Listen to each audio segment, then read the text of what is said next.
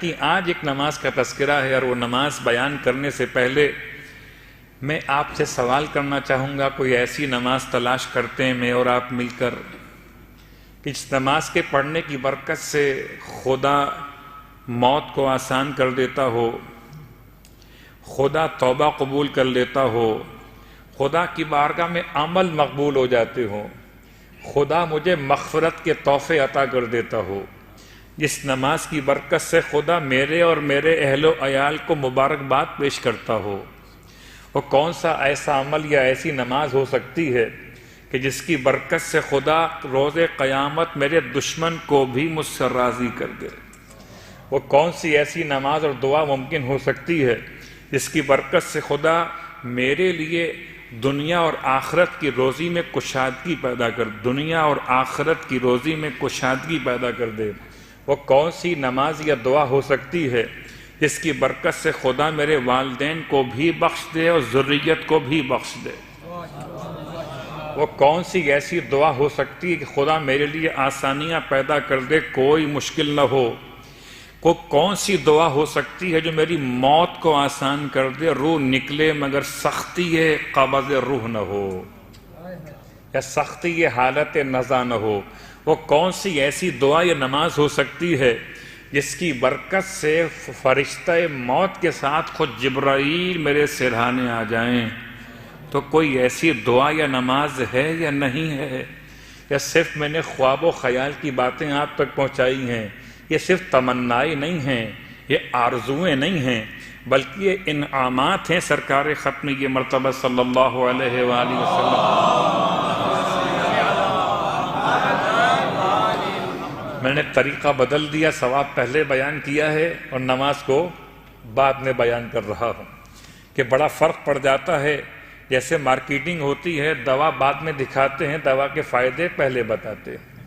لوگ مجھ سے پوچھتے ہیں مولانا اس کے پڑھنے کا ثواب کیا؟ ثواب پہلے سن لیجئے، نماز بعد میں سنیے. اب آپ کے ذہن متوجہ ہو گئے. قسم بخدا اگر اتنی 10 چیزوں کے لیے، 10 باتوں کے لیے جو بیان کی گئی ابھی تک، ان باتوں کے لیے میں آپ سے کہوں کہ آپ نے ایک پورا قرآن پڑھنا ہوگا، آپ تیار ہو جائیں گے. مولانا بتائیے پڑھنا کیسے؟ الٹا پڑھنا کہ سیدھا پڑھنا؟ اب تو ایسے بھی اعمال آ گئے ہیں، وہ میں کیا باتیں بیان کروں. یہ عملیات کی کچھ بحث ہوتی ہیں کہ انسان کو کیسے پڑھنا ہے، مبین سے شروع کرنا ہے، مبین پہ ختم کرنا ہے الی آخر. تو اگر میں آپ سے کہوں کہ ان 10 باتوں کے لیے آپ کو 10 درہم خرچ کرنے پڑیں گے، تو آپ کہیں مولانا بسم اللہ 10 تو بہت کم ہے، ہم 20 بھی خرچ کر دیں گے. تو وہ کون سی نماز ہے جس میں درہم خرچ نہیں ہوں گے؟ البتہ ولایت شرط ہے. اللہ کے رسول اپنے حجرہ مطہرہ سے باہر تشریف فرما ہوئے ہیں، اور آپ نے اپنے اصحاب کے درمیان ایک اناؤنسمنٹ کیا ہے کہ آپ میں سے کوئی ہے جو اپنے لیے رب سے توبہ کی درخواست کرنا چاہتا ہو. اب تک جو میں نے بیان کیا یہ تمام فائدے نماز توبہ کے ہیں. صلوات پڑھیں محمد وآلہ محمد.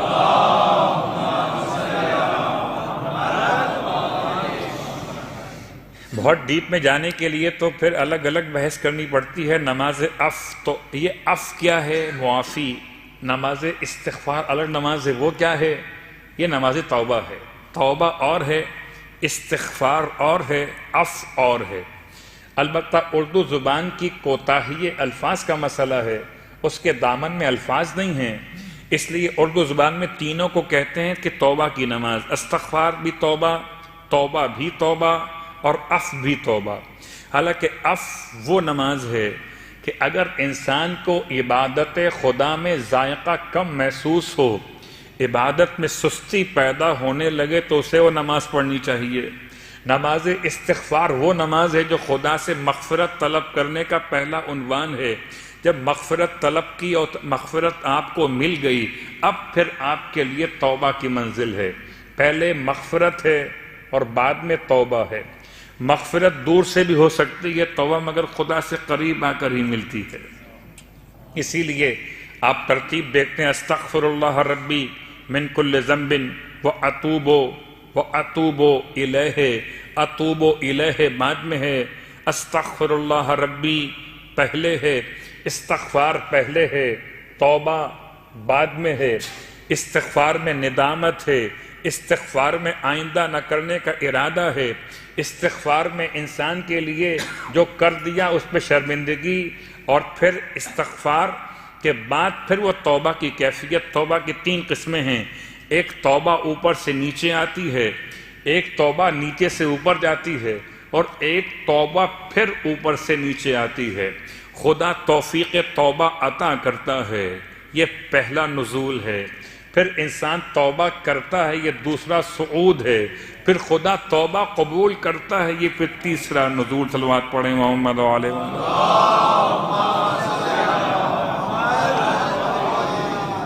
تو توبہ یک طرفہ مسئلہ نہیں ہے، ہو سکتا ہے استغفار یک طرفہ مسئلہ ہو، استغفر اللہ ربی واتوب الیہ، لیکن یہ غیر معصومین کی بات ہو رہی ہے، معصومین کی بارگاہ مقدس کی بات نہیں ہو رہی۔ معصومین کا استغفار کرنا کس معنی میں وہ الگ موضوع ہے، میں اپنی اور آپ کی بات کر رہا۔ استغفار کے بعد توبہ، نماز توبہ۔ اللہ کے رسول فرماتے ہیں تم میں سے کون ہے جو خدا سے توبہ کرنا چاہتا ہو؟ تو بھلا کون سا ایسا شخص ہے جو کہے گا میں خدا سے توبہ نہیں کرنا چاہتا؟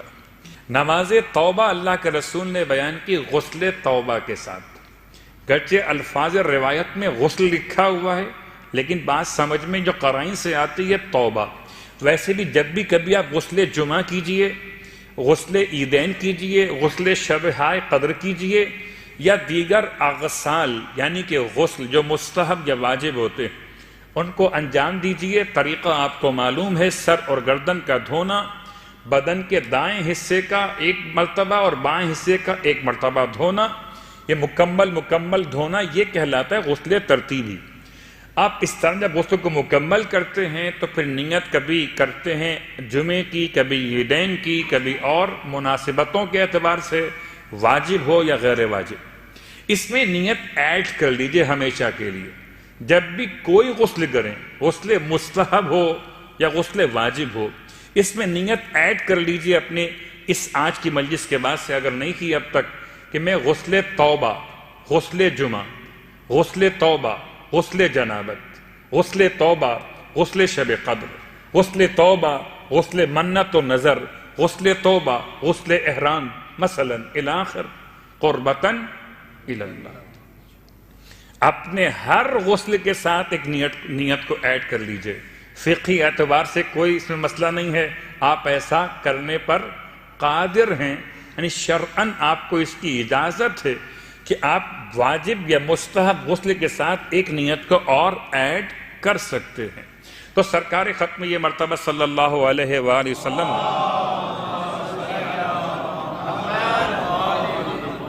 جو نماز بیان فرمائی، نماز توبہ، اس سے پہلے آپ نے غسل بیان کیا، غسل توبہ۔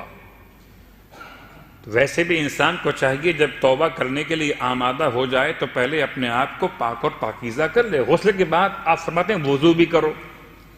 اس کا مطلب یہ روایت اس غسل کے بارے میں ہے جہاں غسل کفایت نہیں کر رہا وضو کی، یا کبھی کبھی ایسا ہو سکتا ہے کہ روایت کا جو مطمع نگاہ ہو یہ ہو کہ طہارت کاملہ منعقد کی جائے، تو غسل بھی کیا جائے اور وضو بھی کر لیا جائے۔ تو دونوں باتیں آپ نے بیان فرمائی، غسل کرو پھر وضو کرو، پھر 2 رکعت کر کے 4 رکعت نماز توبہ کی نیت سے قربتاً الی اللہ پڑھو۔ ہو سکتا ہے کہ کوئی یہاں سوال ذہن میں آئے، کیا میں اپنے والدین کی طرف سے پڑھ سکتا ہوں، اپنے بھائی بہن عزیز قریب اہلیہ بچوں کی طرف سے پڑھ سکتا ہوں؟ جواب، توبہ کا مسئلہ ویسے تو اپنا اپنا ہے، میری توبہ آپ کے کام نہیں آئے گی اور آپ کی توبہ میرے کام نہیں آئے گی، اس لیے کہ آپ کے معاملات خدا سے الگ ہیں، میں لفظ گناہ استعمال نہیں کر رہا، میرے معاملات اللہ سے الگ ہیں، لیکن پھر بھی اگر کوئی تمام کی طرف سے پڑھنا چاہے تو شرعاً گنجائش ہے۔ 2 رکعت نماز پھر 2 رکعت نماز۔ طریقہ سورہ الحمد کے بعد 3 مرتبہ سورہ اخلاص اور 1 مرتبہ سورہ فلق اور سورہ ناس، 3 مرتبہ سورہ اخلاص اور 1 مرتبہ سورہ فلق، 1 مرتبہ سورہ ناس۔ یہ 4 رکعت نماز میں طریقہ بالکل سیم رہے گا، 2 رکعت کر کے نماز مکمل، نماز توبہ قربتاً الی اللہ۔ نماز کو مکمل کرنے کے بعد 70 مرتبہ استغفر اللہ ربی واتوب الیہ، استغفر اللہ ربی واتوب الیہ، استغفر اللہ ربی واتوب الیہ۔